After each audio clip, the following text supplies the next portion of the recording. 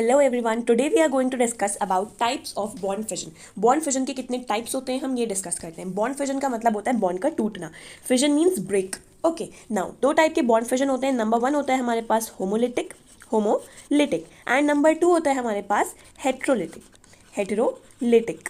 Okay, ये दो type के बॉन्ड फिजन होते हैं, होमोलिटिक एंड हेट्रोलिटिक। अब हम वन बाय वन इनको डिस्कस करते हैं। तो होमोलिटिक फिजन में क्या होता है? इन होमोलिटिक फिजन द क्लीवेज का मतलब होता है ब्रेक करना। The cleavage of covalent bond means वो बॉन्ड जो शेयरिंग से बनते हैं। तो जो कोवलेंट बॉन्ड्स बने होते हैं दो एटम्स के बीच में, उनका क्लीवेज इस तरीके से होता है कि जो हर बॉन्डेड एटम होता है उसके पास एक इलेक्ट्रॉन रहता है। फॉर एग्जाम्पल, हमारे पास एक एग्जाम्पल हम कंसिडर कर रहे हैं, जैसे ए और बी के बीच में बॉन्ड है। ओके, बॉन्ड में हमें पता है दो इलेक्ट्रॉन्स होते हैं, एक यहाँ पर और एक यहाँ पर। तो बॉन्ड में ये जो दो इलेक्ट्रॉन्स हैं वो इस तरीके से क्लीव होते हैं। क्लीव मीन्स ब्रेक होते हैं कि दोनों एटम्स के पास एक एक इलेक्ट्रॉन जाता है।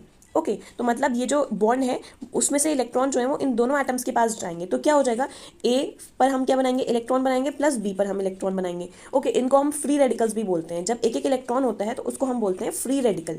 ओके, उसको हम क्या बोलेंगे, फ्री रेडिकल्स। तो हमने ये पढ़ा कि अगर दो एटम्स के बीच में बॉन्ड होता है, ये क्या है, कोवलेंट बॉन्ड, मतलब जो शेयरिंग से बना है। तो दो एटम के बीच में जब बॉन्ड होता है, आप उनको क्लीव करेंगे, ब्रेक करेंगे, तो क्या होगा, दोनों एटम्स के पास एक एक इलेक्ट्रॉन चला जाएगा।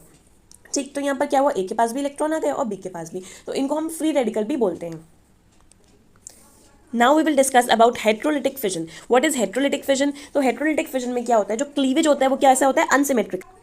क्लीवेज अनसिमेट्रिकल होता है, मींस अनइक्वल होता है। इसमें क्या होता है, एक ही फ्रेगमेंट दोनों इलेक्ट्रॉन ले जाता है। One of the fragments take both the electrons of shared pair. जो भी शेयर्ड पेयर होगा उसके दोनों इलेक्ट्रॉन सिर्फ एक एटम ले जाएगा। फॉर एग्जाम्पल, ए और बी के बीच में बॉन्ड है, ए और बी के बीच में बॉन्ड है।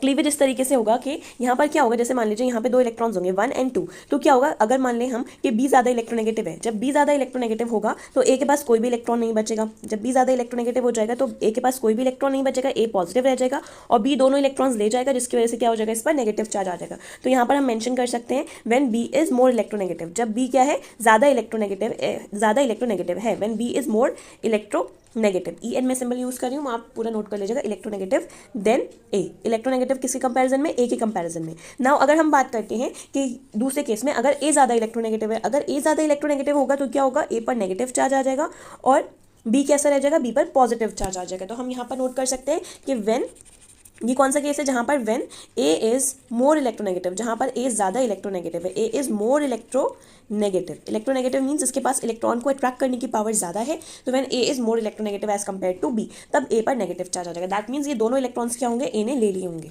तभी बी पर पॉजिटिव चार्ज आ जाएगा और ए पर नेगेटिव। Thank you.